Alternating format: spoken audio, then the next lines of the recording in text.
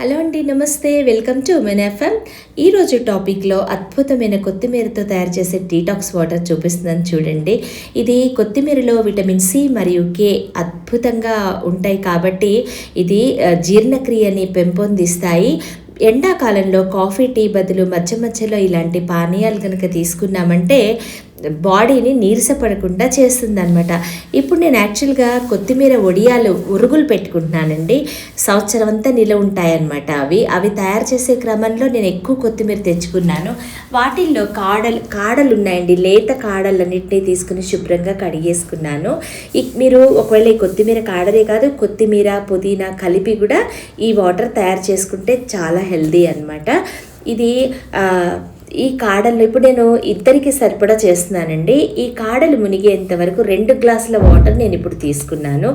ఈ వాటర్ అంతా బాయిల్ అయిపోయి అవి ఇప్పుడు నేను తీసుకున్న గ్లాస్కి అర కానీ ముప్పావు కానీ అయిపోయేంత వరకు ఈ వాటర్ని బాయిల్ చేసుకోవాలండి.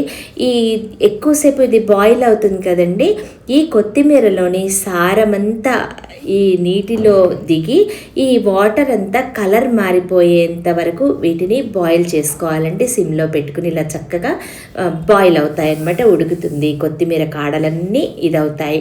అప్పుడు మొత్తం ఇదైపోయిన తర్వాత స్టవ్ ఆఫ్ చేసేసుకుని మూత పెట్టుకుని ఇంకొక 5 మినిట్స్ ఉంచుకున్నారంటే మంచి సారమైన వాటర్ మనకి వస్తుంది. హెల్త్కి కూడా చాలా మంచిదండి. కొత్తిమీర పళ్ళ సమస్యల్ని కూడా, గుండె సమస్యల దగ్గర నుంచి బాగు చేయగలిగినంత కెపాసిటీ ఉంది. వీలైనంత వరకు ఎక్కువ కన్జ్యూమ్ చేయాలని చెప్తారు కదా. విటమిన్ సి కూడా ఎక్కువ ఉన్న ఈ నిమ్మకాయ కూడా ప్రతిరోజు మనం తీసుకోవాలి. బాడీలో విటమిన్ సి మాత్రం ప్రతిరోజు పోతుందని మనకు తెలుసు కాబట్టి ప్రతిరోజు తీసుకోవాలి. మీకు ఎసిడిటీ కానీ గ్యాస్ సమస్య కానీ ఉంటే తక్కువ లెమన్ కన్జ్యూమ్ చేయండి. మీకు రుచికి సరిపడినంత ఈ నిమ్మకాయ పిండుకొని, ఇదేమో ఆర్గానిక్ హనీ అండి, మాకు తెలిసిన వాళ్ళు అమ్ముతారనమాట. కలర్ డిఫరెంట్గా ఉంటుంది, టేస్ట్ కూడా అతి తియ్యగా ఉండదు. ఇది ఈ తీపి బట్టి మీరు 1 స్పూన్ కానీ 2 స్పూన్లు కానీ సరిపోతుందండి. ఇప్పుడు నేను ఈ 2 గ్లాసుల హాఫ్ కన్నా కొంచెం వచ్చింది అంతే. ఇప్పుడు నేను బాయిల్ చేసిన వాటర్ అనమాట. ఇప్పుడు నేను ఇది బాయిల్ చేసింది నేను మీకు చూపిస్తున్నాను చూడండి. హాట్ వాటర్తో నేను ఇప్పుడు తీసుకుంటున్నాను.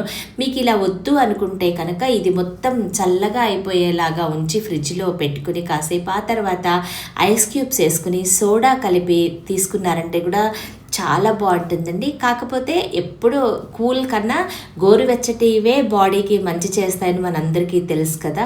కాబట్టి నేనైతే ఈరోజు ఇలా చేస్తున్నాను. వడియాలు చేస్తూ మధ్యలో ఇవి ఇలా తాగానమాట. కాబట్టి నేను మీకు ఇదే చూపిస్తున్నాను. ఇలా కలిపేసేసుకుని పైన కొంచెం కొత్తిమీర వేసేసుకుని తీసేసుకున్నారంటే అసలు ఎంత మంచిదోనండి హెల్త్కి. ఈ ఎండాకాలానికి ఎంత వాటర్ తాగినా కూడా గొంతు ఎండిపోయి దాహంగానే అనిపిస్తుంది కదా.